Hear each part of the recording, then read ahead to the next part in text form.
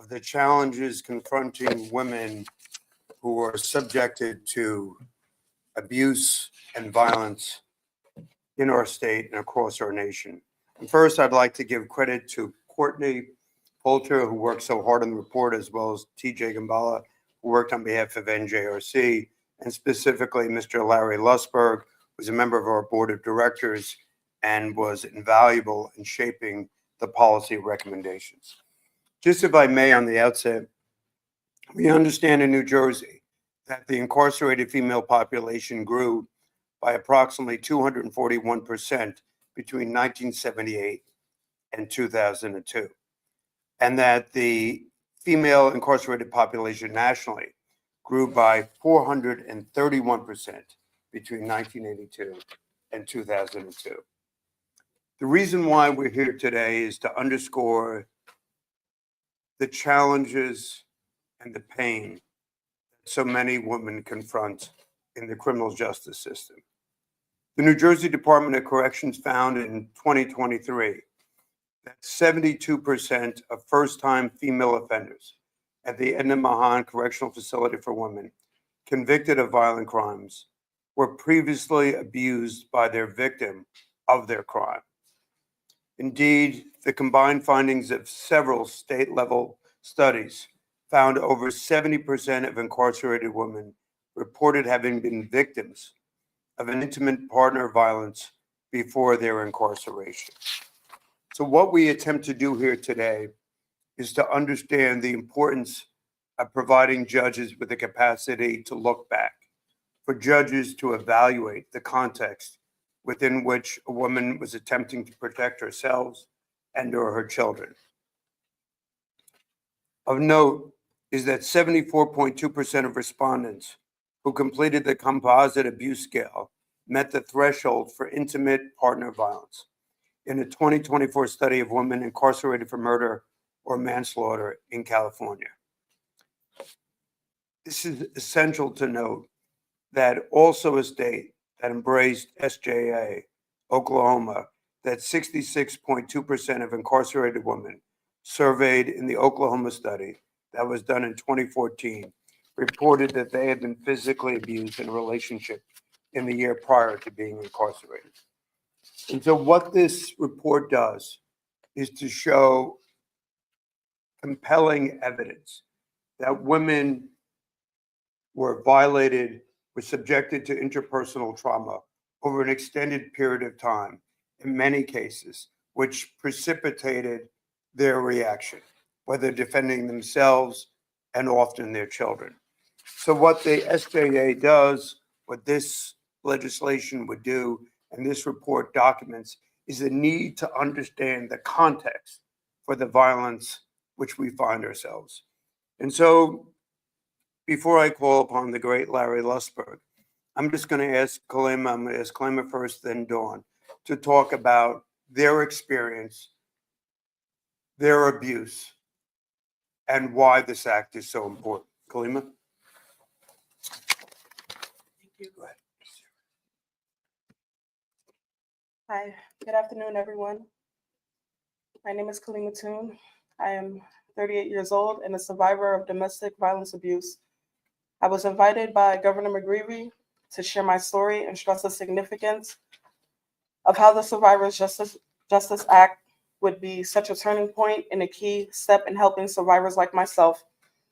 Before October of 2024, my life was stable, but my personal life was not.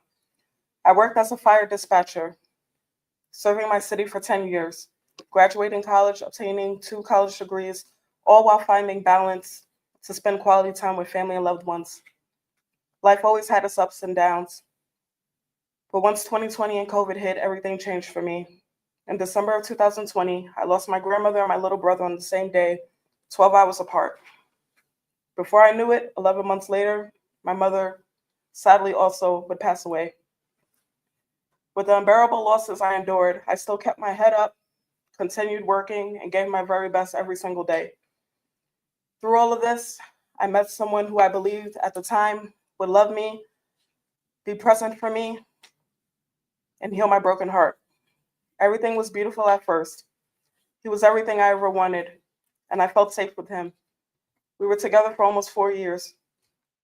We had a passionate relationship that had good times and bad, but there was always a monthly pattern of drug and alcohol abuse in the beginning of each month when he would receive his cash assistance.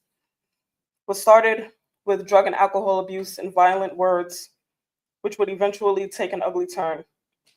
Over the course of a 4-year period, he became increasingly physically violent and destructive, and not only attacking me physically, but vandalizing our property and our home. There were signs of his abuse that I should have recognized as being dangerous, but I did not. I gave him a pass because I thought I loved him. I wanted to believe that our relationship would work. It progressively got worse. And the worse it got, the more I tried. I was so determined to have the man back that I had fallen in love with, but he was never there to begin with. When we got to the last 6 months that we were together, he would brutalize me and destroy our home on a weekly basis, if not daily basis, because his addictions and substance abuse had completely taken over. I found myself covering my bruises, marks, scratches, lumps, bald spots from where my hair was ripped out of my head, and literally just living day to day, not knowing what monster he would turn into or what kind of mood he would be in based on his addictions of that day. The week leading up to the night, which is why I'm here, I was punched and beaten, sprayed in my face with aerosol, had my hair ripped out. He stood over me, spit on me, also attacked me while I was behind the wheel of my car driving. I had completely lost myself and was feeling numb, depressed, and everything that just wasn't of myself. My friends and even some of my coworkers started to notice the change in me. I just wish I opened up more about the nightmare that was taking place in my home whenever he got good and ready. On the night of October 13th, 2024, we were heading home and an argument transpired. There were repeated arguments that day. While I was driving home, I realized my car was on 0 mileage, so I pulled into the gas station. He was still yelling and screaming at me, taking my belongings and also causing a disturbance in the public place. Humiliated, I just continued to try and see if maybe I had my wallet or my phone to pay for my gas, because he was taking my belongings as he was exiting my vehicle, and there was no way for me to make it home on an empty tank. While looking for any way I could pay for my gas, he then walked over to the driver's side of the car and sucker punched me so hard in my head that it instantly swelled up. The gas attendant looked at me so startled as I tried to regain my balance and vision. It was that moment that caused me to black out. Before I knew it, he was hit by a car, and even worse, I was the one who did it. By the time I realized what I had done, it was too late to undo it. I came back to my thinking and came back, and I wanted to get him the help that he needed, which I did. None of us ever go to sleep thinking today is going to be the day that will profoundly change our lives. Every day I regret what I've done. It's something that I too have to live with. He is a human being who's someone's son, brother, nephew, cousin, and father, but I'm also someone's daughter, sister, niece, aunt, and cousin. My life matters too, and it's a blessing I still have it. I am honored and forever grateful to be standing here in front of all of you today to be able to share my story, one that many women can relate to in some form and some who unfortunately aren't here to share. What I do truly believe is that God interceded on my behalf to save my life, and also on behalf of any woman who has survived domestic abuse. I will forever advocate for this act and use my voice to uplift those who need it most. I also beg and plead to anyone who knows of another victim suffering in silence to speak up. If you are a victim, do not be scared to speak up. There is nothing scarier than being in the hands of an abuser. As a survivor, we are already battered down by our partners and spouses. I also pray that my judge sees my heart, my character, and understands that this can literally happen to anyone. The Survivors Justice Act will allow the criminal justice system and the judge to understand exactly what happened leading up to these charges, the entire story and not just a particular chapter. Thank you all so much for your time. Let's make a difference, and God bless you all.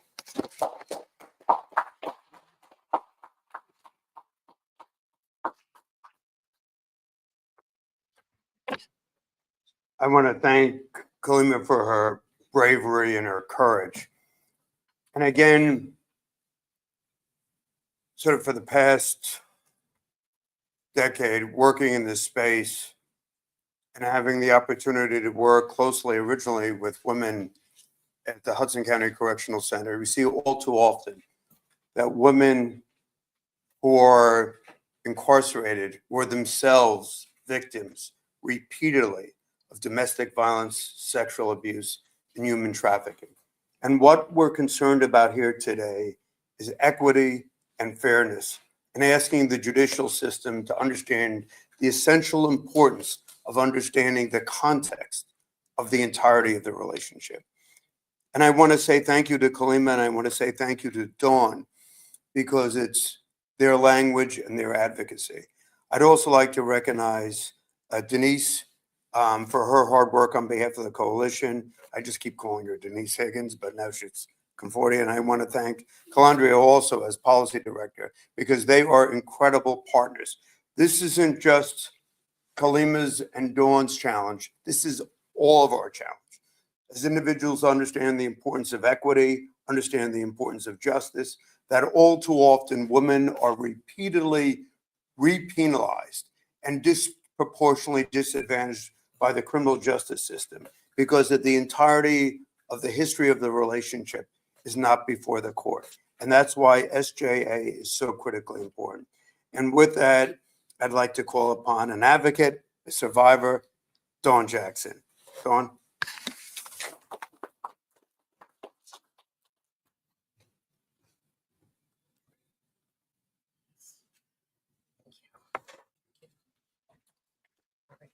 I didn't write anything. I'm just trying to speak what I've lived. My name is Dawn Jackson. I am a wife, mother, grandmother. I am 53 years young. I am from a small town in New Jersey known as South River. I want to begin from the age of 5, where my childhood ended. My mother's first husband violated me at the age of 5. And for so long, I believed I loved this man because he was the only father that I had at the time. I didn't know who my father was. If I may be wrong, my vaginal tissues were torn as an end result of what my mother's husband did to me. Diapers got involved. The courts got involved. Nothing was really done. At the age of 6, my mother's live-in boyfriend sexually assaulted me. And then it didn't stop there. Then there was my brother's biological father, who also violated me and molested me. Then there was my first cousin. I went through incest. My first cousin started touching me at the age of 6.5, 7 years old. That went on to my biological father, who sexually assaulted me. Then there was my step-grandfather, who I not too long ago was released from prison behind. I was released on clemency December 18th of 2024 by Governor Murphy, which I thank him. And for so long, this sexual abuse continued to go on in my family. And as I was growing up, we're taught to not speak about this. Silence was the very, very thing that kept me safe, at least that's what I thought. And if anything, silence, it hurt me more than anything. More than anything. I had a mother who I loved dearly, but failed to protect me as a child, a small child. She knew what was going on, but she continued to fail me. So I eventually went to go live with my grandmother. And this is where the sexual abuse continued with my step-grandfather. I learned to perform oral sex at the age of 8 years old. No child should be subjected to anything like that. No child. And not to mention age 5. And this impacted my life in a way where, as I grew up, I started to believe that this is what I was here for. This was my purpose for being here in this life. I was wrong, but this is what predators will try to make you believe. I dealt with guilt and shame. I was isolating myself all the time. I crawled into a cave that kept me safe, but it did not. Again, I convinced myself that I was okay, but I was not. Age 13, I was impregnated by my step-grandfather. After that, I started getting pregnant and I started running away. And as a result of that, I just didn't return. And not only was I literally running away, I had been running away from myself for a long time and from all the pain that I was going through in my life. I tried to trust people. I could not. It took for the school system to get involved because they realized there was something wrong with me, something psychologically wrong with me. But I wasn't talking about it. Again, I felt safe just keeping it. And I felt safe because of what I knew. You know, your parents or the family tells you, no, we don't talk about this. It just stays here in the home. That's not good. And as long as we continue to enable that behavior, this will continue to happen. This will continue to happen always. I've asked someone, do you think it'll ever end? But no, this won't ever end. This is why it's so important for us to fight this. I thank God for the Survivors Justice Act that has been impacted, that has been implemented, should I say. And I just want to let the courts know that they're illiterate on a lot of things, and they need to be educated on the things that women like myself have gone through and been through, instead of sentencing us to long-term sentences. That's not fair to us because we were victims prior to, you know, making someone else a victim. You know, it's not that we intentionally do this, but these are the things that we are dealing with as young women and little girls. This is happening in homes every single day. We don't know how often, but this is happening every single day, and something needs to be done about it. So when I caught this case, I was sentenced to 30 years, by the way, a mandatory minimum of 30 years for my crime. And I had an attorney who said to me, the best thing for you to do is just take this plea. I wanted to go through with trial, but I feared for my life because of what this attorney told me. She says, if you go through with trial, you will spend the rest of your life in prison. And as someone who has never been in trouble before, this scared the heck out of me. So what did I do? I went on ahead and I pled guilty.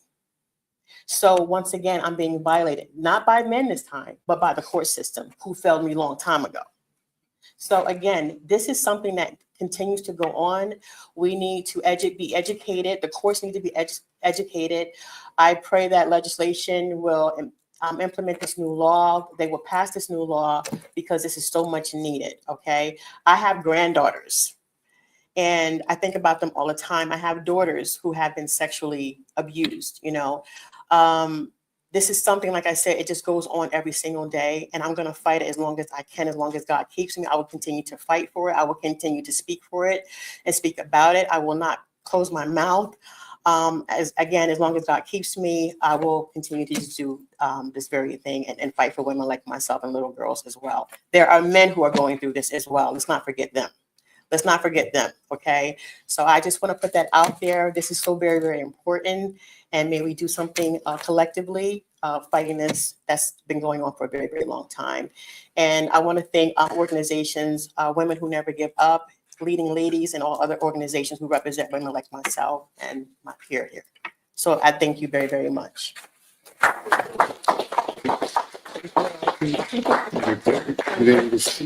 Thank you. Again, thank you to Kalima and thank you to Dawn. And we're just blessed to have great advocates. Someone of Chairman Ileana Pinto-Marin, who plays a critical role in the legislative process, and many others. But before I call upon our great Chairwoman, Assemblywoman, I'd like to call upon Larry Lusberg, who's a board member who's been involved in many cases prior to the recognition of the importance of the Survivor Justice Act. And I think, as both Dawn and Kalima said, it's understanding the totality of the relationship. And it's understanding what has brought these women to this place, and understanding the sustained violence, abuse, and in certain cases, trafficking, and literally the hell that these women have suffered silently and quietly, with, ironically, perhaps wrongful but best intentions, and then responding in violence, either in protecting themselves or their children, and then facing these elongated sentences. And so often the judge doesn't understand the totality of the circumstances, that this violence may have occurred for months, for years, for many years. Physical violence, destruction of property, brutality.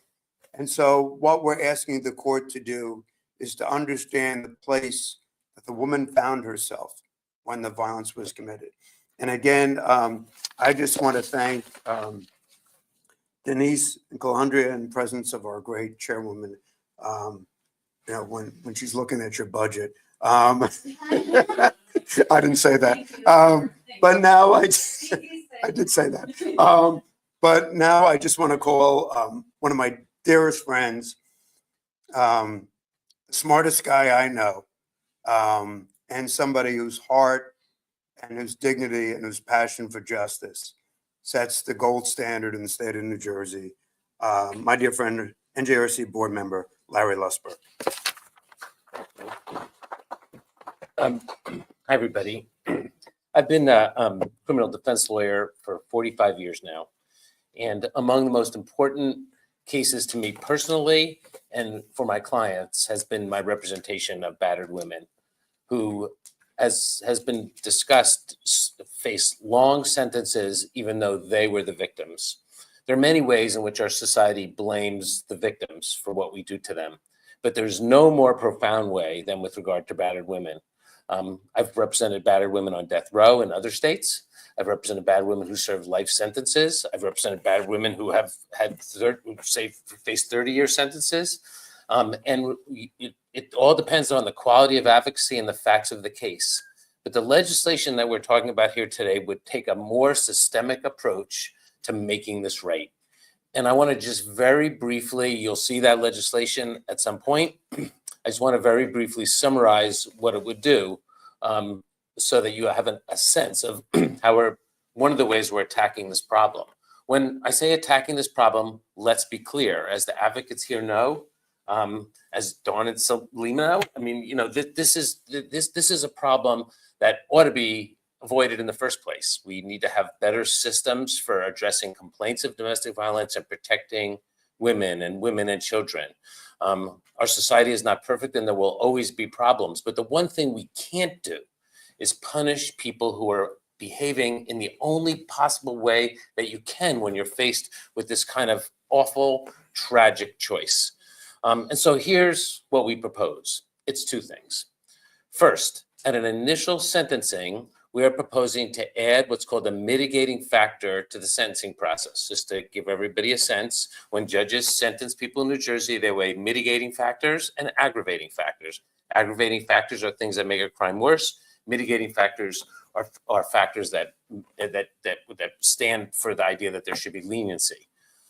There is no, as we sit here today in New Jersey, tragically, any particular mitigating factor that addresses the full circumstances of domestic violence. And the Survivors Justice Act would do that. It would require judges to consider a mitigating factor that stands for the proposition that there should be leniency if the offense is related to domestic violence. And let me just say one more word about what that means to be related. This is not just a self-defense bill. This is not just a bill that is meant to say, just because you responded in self-defense and committed a violent offense against someone who is battering you, that you should get leniency. That's true, and that should happen. By the way, there should be much broader reform in that regard to our self-defense laws, to our duty to retreat laws. There's a lot more that can be done in that regard. But for today, what we're proposing is something that even if your offense is not just a violent crime, but let's say drug use. I mean, one of the effects, and we know this statistically and from social science, that women who suffer abuse go through is it often follows that there are other types of offenses, property offenses, drug offenses, addiction that flow from that. Let me just say, Governor McGreevey talked about some of the statistics and the fact that there's been this 241% increase in numbers of women who are incarcerated in New Jersey, over 400% nationally from 78 to 22. Of those women, 72% nationally and over 60% in New Jersey were victims of some sort of domestic violence. Those are staggering numbers. We are essentially incarcerating people because they were victimized. And judges should be able to consider that, and they should be able to consider it regardless of what the crime is. And really, regardless of what the sentence is, whether it's a short sentence, it should be shorter. Whether it's a long sentence, it should be shorter. There should be more alternatives to incarceration for women who should not be in prison just because they responded in a horrible way to even more horrible stimuli. So that's number one, is to have a set mitigating factor that can be used by lawyers to argue that their clients should not be sentenced to as long of a sentence because they are the victims of domestic violence or other types of abuse. Second, though, the bill will propose that those who are such victims have an opportunity to seek relief even when they've already been sentenced. Even so they can come back and make a showing that because their offense was the result of, not even the result, was related to domestic violence or other sorts of abuse, that they can get relief from their sentences. And it would propose a regime in which judges would have to weigh certain factors, find certain facts, and if they found them, would be required to reduce sentences to what they should be as a matter of justice for these women. And, you know, I can talk about these numbers and all these statistics, but you've all been privileged, you know, today to hear from Kalima and Dawn about what it's really like. And there are hundreds, thousands of people who are in this exact situation around this state and around this country. These are just examples of incredibly compelling stories by brilliant and courageous women who have to face all of this. We as a society have to do something about it. And luckily, partly because of some of the other advocacy that's been done by New Jersey Reentry Corporation and Governor McGreevey, there's examples of that. We now have a process in New Jersey where we do go back and revisit the sentences of juvenile offenders because the law has changed. So now we understand that juvenile offenders have reduced culpability. This is at the very least what we should do for victims of domestic violence. And while I can answer some questions later about the specifics of the legislation, but this legislation would give the opportunity for women to be sentenced more justly in the first place and to have their sentences revisited in the second place to attempt to do justice where it wasn't. Unfortunately, not everybody has the ability to go back and get clemency, as you know, that's a lucky thing when it happens. But it doesn't happen every single time. So we need to build a system of justice that will take care of that both from the outset and will provide opportunities going forward for people who want to redress that wrong. I'll stop there. I think Courtney may say more about the other states that have similar types of regimes that this is based on. Let me just one word on that, which is in New Jersey, we hold ourselves out to have a particularly compassionate and fair system of justice, but there are states that are ahead of us in regard to the way that women are treated, but battered women are treated by the legal system. There already are statutes in New York and Illinois and Oklahoma, and there are statutes pending in California, Connecticut, Georgia, Louisiana, Massachusetts, Missouri, North Carolina, Oregon, Pennsylvania, Tennessee, Washington. We need to be in the forefront of protecting battered women. We should not be followers. And this is an effort to put us in the place that we should be as a state that applauds itself for being fairer to all defendants, but who should care much more than we do, at least on our statutes, about battered women. So I'm happy to answer any questions later or now, whenever you want to do it, Governor. Okay, sure. Can we applaud for Larry? Thanks. For the record, Lacey started the applause.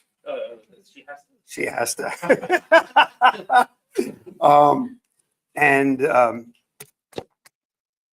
You know, when I worked at Hudson County and we go up Edna Mahan, you see constantly, woman after woman is in prison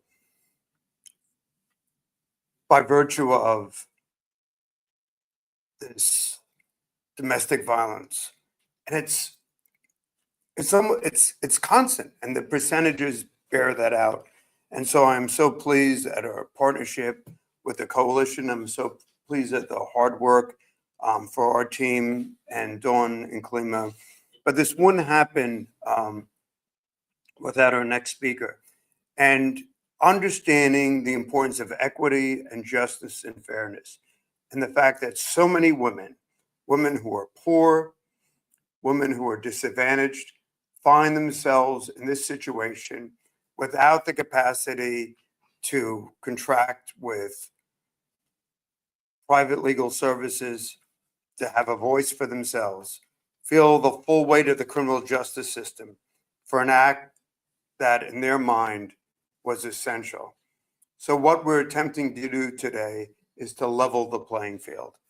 And someone who is an advocate, common sense, a leader, and a friend, and someone who I always argue will have even greater political career, but that's for another time. I just would like to introduce the chairwoman, Assemblywoman Ileana Pinter-Moran.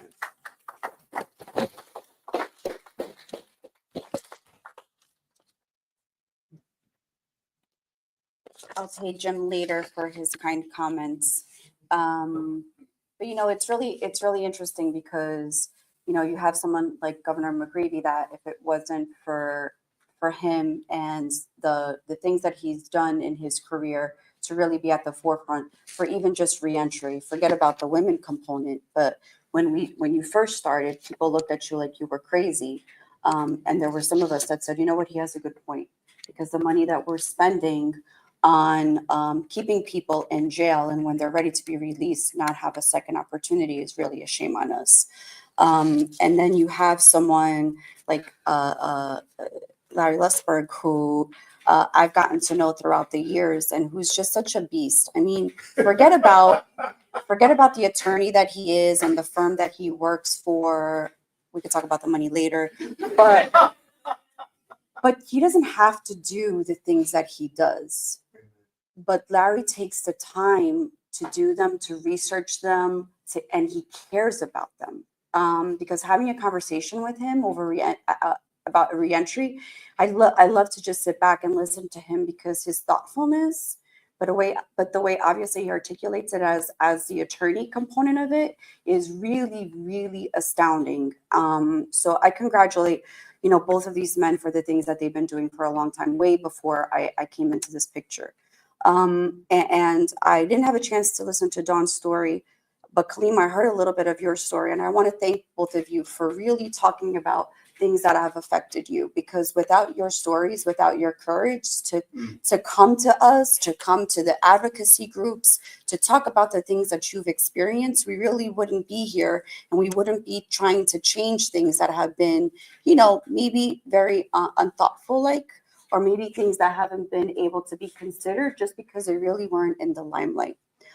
As a state, regardless, we're pretty, you know, moderate, but yet sometimes when it comes to incarceration, it's taken us a little bit to get there. And now to hear the speeches of women coming out and talking about their issues has really brought that thoughtfulness, I think, to the forefront. Even though when you talked about the states are ahead of us, I was shaking my head like I am embarrassed.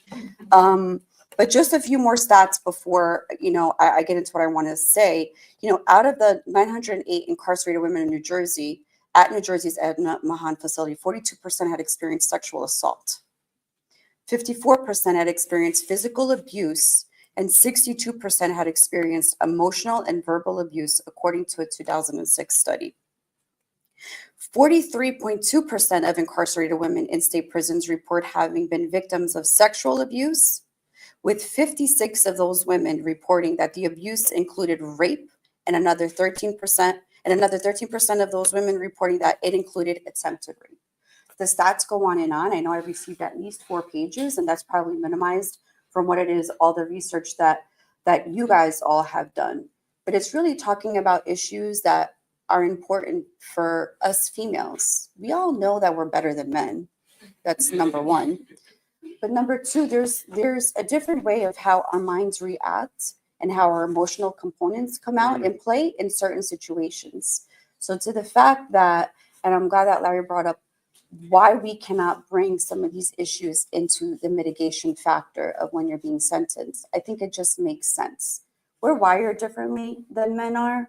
And the stats that you see in women that are even coming out of incarceration to the rate of recidivism is much lower than men, right? Because I think for us as women being confined, having our emotions, our thoughts, our what we desire to be is so much different in a female than it is even for a male. So, you know, I look forward to continuing working on a piece of legislation that's going to really provide that thoughtfulness that we need to bring. I know that Assemblywoman Lopez is another champion, and she has been working on this as well. So I look forward to working with her. But it's time for us to really realize that the system really has failed to protect women. And it's failed to protect women that in whatever point that they were in their life committed this crime, but there were factors that I think people needed to take a look at.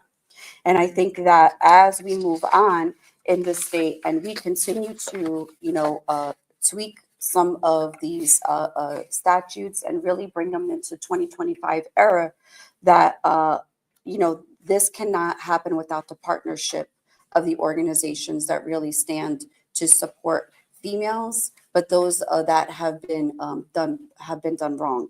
So I appreciate and I applaud the organization. I appreciate and I applaud New Jersey Reentry Corporation in them being once again at the forefront to really let us as legislators know, hey, I know that you guys have been focused on moving some of these items forward, but there's a big component here that we're missing.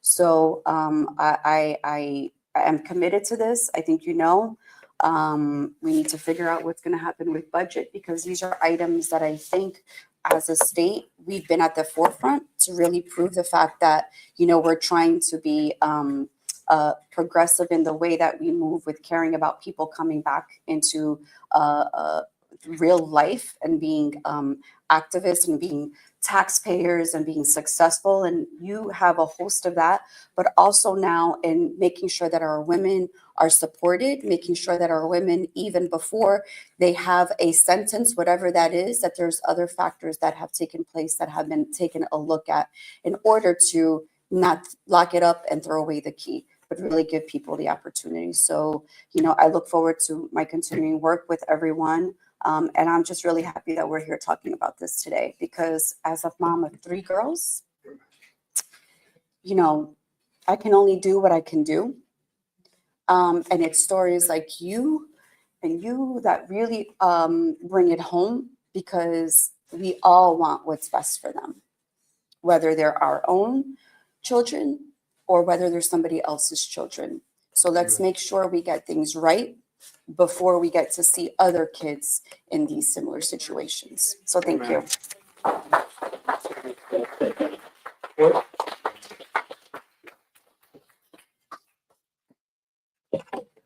Hi, everyone. I just wanted to take a second, as Larry mentioned earlier, to talk about this legislation in other states, because unfortunately New Jersey is behind the curve in this, and other states realized at a slightly earlier time point that this was an important issue to address. In 2002, California amended its penal code to allow prisoners who experience domestic violence to petition via habeas corpus. So this is a unique statute. And then our Survivors Justice Act is really based on is the 2019 efforts in New York to pass the DVSJA, which really the Coalition of Women Prisoners in New York launched the DVSJA advocacy program in 2009. So this was something that took 10 years in New York lobbying to take effect. And yesterday in Georgia, a Georgia Survivor Justice Act passed the Senate overwhelmingly after passing New Jersey's following Georgia and Oklahoma. Go figure. Georgia and Oklahoma. There's just wide bipartisan support for this issue in other states, and I believe there's wide bipartisan support for this issue here.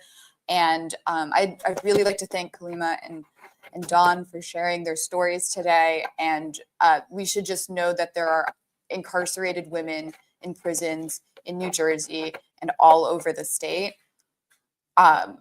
New Jersey, all over this state, all over other states, all over the country, all over the world, who are incarcerated for essentially being survivors of abuse, and that abuse was a significant contributing factor to their offense. They are not always violent offenses. There are many ways that women are criminalized for being survivors, and we need to address this now.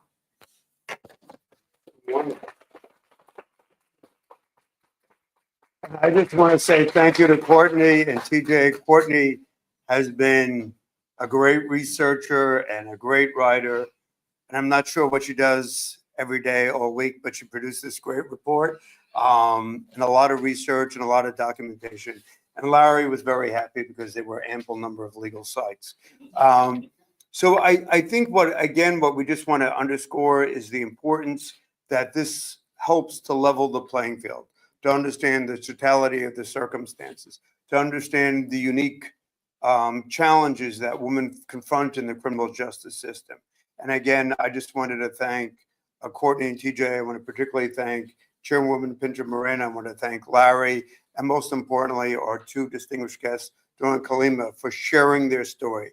As Courtney said, this happens every day. And for people who spend any time in Edna Mahan, and people who spend any time at women's correctional facilities all across New Jersey, you will hear domestic violence, sexual abuse, and they're attempting to survive, for which they find themselves incarcerated over a protracted period of time. So I just want to thank you. If there's any questions? If not, Adam? Okay. I just wanted to say thank you to each, and I just would like, Dawn, if you could come up for a quick, Larry, did you want to say anything? No. Close? We'll set you up first. Okay, and we'll take a quick photograph. Can we have a round of applause for all of our presenters?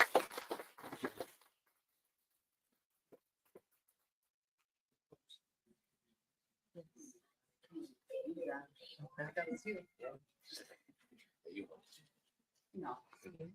I just started. Pulling my hair, it was like- No, it's good.